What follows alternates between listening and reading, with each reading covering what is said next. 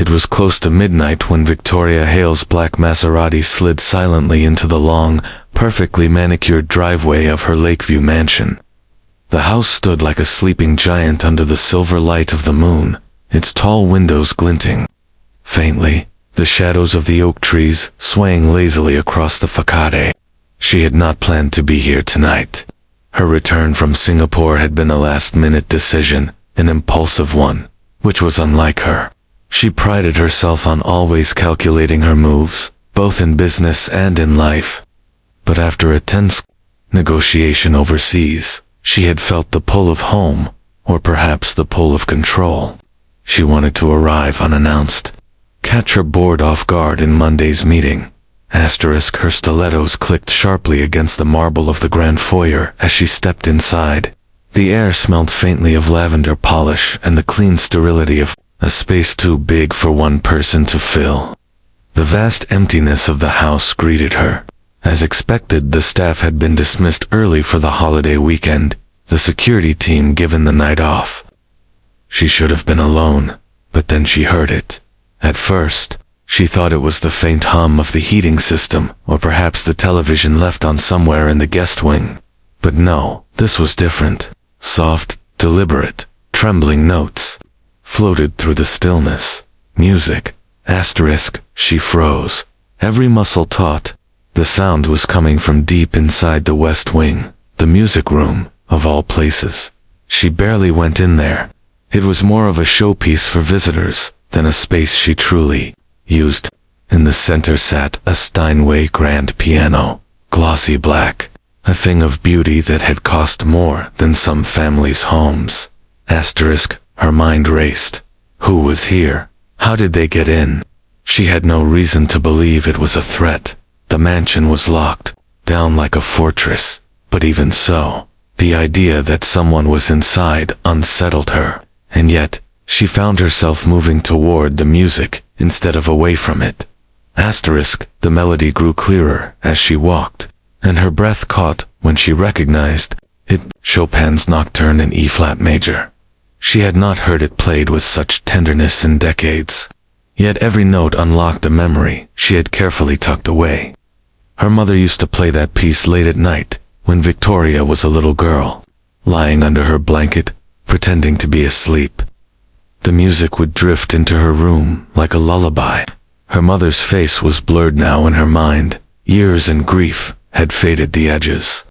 But the sound of those nocturnes was etched deep inside her. Victoria's heels clicked softly along the marble corridor, her hand brushing the cool wall as she followed the trail of notes. She reached the open doorway of the music room and stopped. Dead. There, seated at her piano, was a man she recognized, though the sight of him here felt utterly impossible. Daniel Ortiz, the janitor from Hale Industries. She had seen him before, always in the background at headquarters, pushing a mop or buffing the floors, wearing the same navy uniform. Quiet, inconspicuous. She had never spoken more than 2 words to him, and now here he was in her private home. The dim chandelier light glinted off his dark hair. The sleeves of his uniform rolled to the elbows. His eyes were closed, his body leaning slightly into the instrument, as though he were listening as much as playing. His fingers moved like water over the keys, confident and sure, coaxing life from the piano as though it were an extension of himself. Victoria stood there longer than she intended, unable to interrupt. Something about the way he played made her chest tighten. This wasn't the hesitant touch of an amateur who happened upon a piano for the first time in years. This was mastery. This was emotion carved into each note. But eventually, reality cut through the haze of memory and curiosity. He had no business being here. She cleared her throat. Daniel's fingers faltered, hitting a wrong note before he stopped altogether. His eyes flew open, and his face drained of color when he saw her. He stood quickly, almost tripping over the piano bench. "Miss Hale, I'm sorry." His voice was a rush of panic, his hands lifting slightly in surrender. Her tone came out sharper than she intended. "Start explaining. Now." Asterisk, he glanced at the floor, the weight of the situation pressing on him. I wasn't stealing anything. I swear. Mr. Langley, your head butler, he knows me.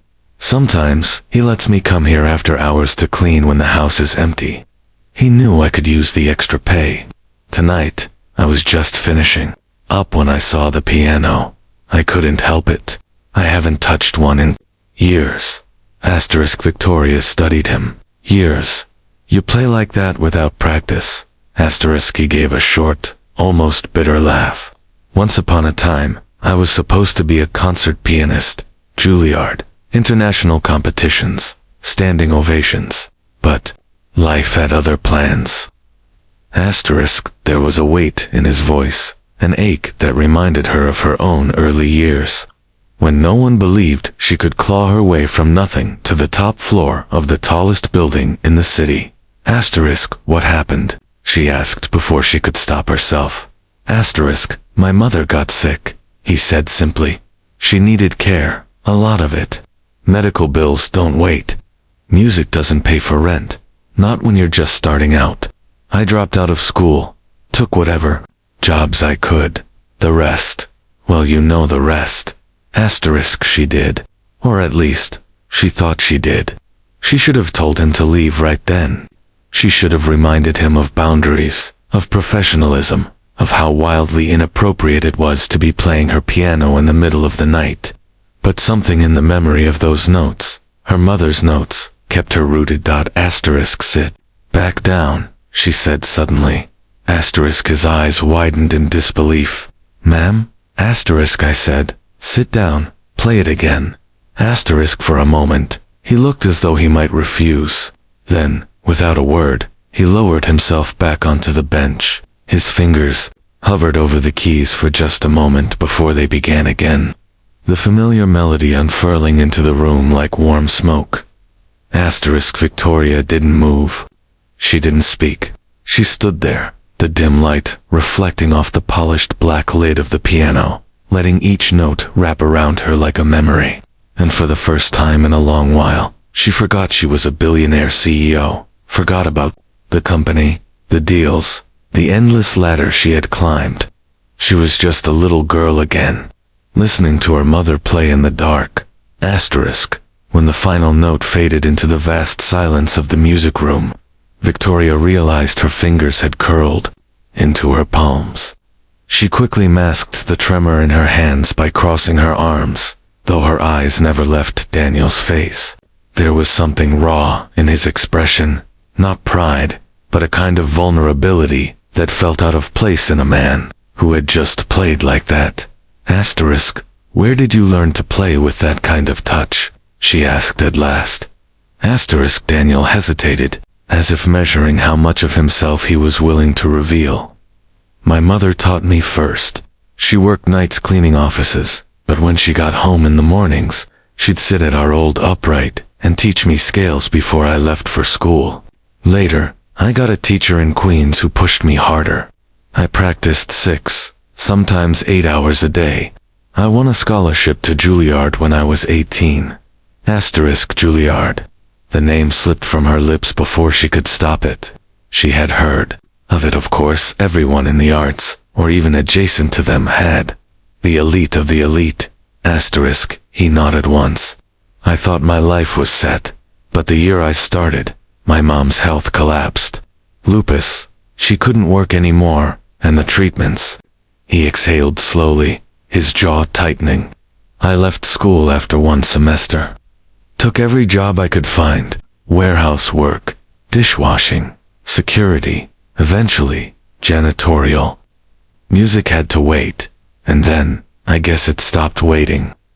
Asterisk, the bluntness in his voice made her chest tighten in a way she didn't like. She had clawed her way up from nothing, too, but she'd never had to bury her dream entirely for someone else's survival. That was a different kind of sacrifice, one she wasn't sure she could have made. Asterisk, why didn't you go back? She pressed, though she already feared the answer. Asterisk, a faint smile touched his lips, tinged with bitterness. Some dreams don't survive in storage.